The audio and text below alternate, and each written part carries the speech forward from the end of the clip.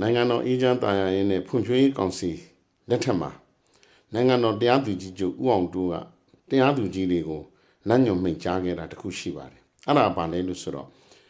တရားသူကြီးတွေတဲ့အမှုကိုစီရင်ဆုံးဖြတ်တဲ့နေရာမှာမှန်မှန်ကန်ကန်မျှမျှတတဆုံးဖြတ်ပါတဲ့ကိုမလုံနိုင်တဲ့အရာကိုဟိုကအာဏာနဲ့ဖိခိုင်းလာရင်မလုံပါနဲ့တဲ့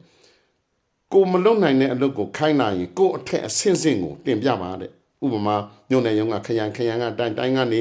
ရုံးချုပ်ပေါ့ဗျာထားလိုက်ပါတော့နော်ဘိုးတန်းထိတင်ပြပါတဲ့သူစီရောက်လာလို့ရှိရင်သူအဲ့ဒါကိုသူလုပ်မှာမယ်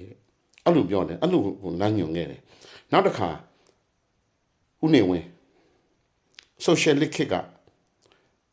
အဲ့ဒီတော့ကတော့ပြည်သူတရားသူကြီးအဖွဲ့ဥက္ကဋ္ဌပေါ့ဗျာဦးတင်အောင်ဟိန်း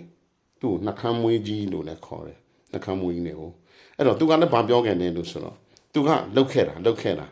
အပြောတယ်မဟုတ်ဘူးလှုပ်ခဲ့တာဘာလှုပ်ခဲ့လဲဆိုတော့မန္တလေးတိုင်းမှာပဲ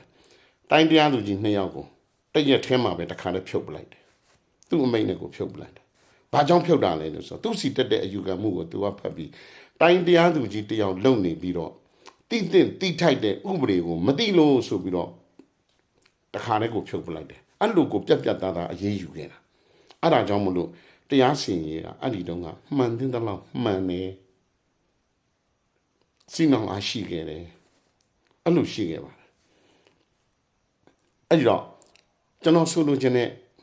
သဘောကတော့အခုတရားစီရင်ရေးစနစ်အဲ့ဒီမှာဖြစ်ပျက်ခဲ့တာတွေဟာကျွန်တော်ကိုယ်တိုင်ကြုံတွေ့ခဲ့ရတဲ့ဟာတွေကျွန်တော်တမှုချင်းတစ်ခုချင်းကိုကျွန်တော်ပြောမယ်ဒါအရင်ဆုံးကျွန်တော်ဏ္ဍန်ပြုတ်ပြီးအစခံတာကဒီနိုင်ငံတော်အကြီးအကဲများဟာဘလို့ပြောခဲ့တယ်တရားသူကြီးချုပ်တွေတရားစီရင်နဲ့ပတ်သက်ပြီးဘလို့လမ်းညွှန်ခဲ့တယ်မိန့်ကြားခဲ့တယ်ဆိုတာလေးကိုအားလုံးကသိအောင်လို့ကျွန်တော်ပြောခဲ့တာမကွေးတိုင်းမှာထင်းနေမိသွေးတွေတင်မောအပြည့်တဲလာတဲ့ဟာ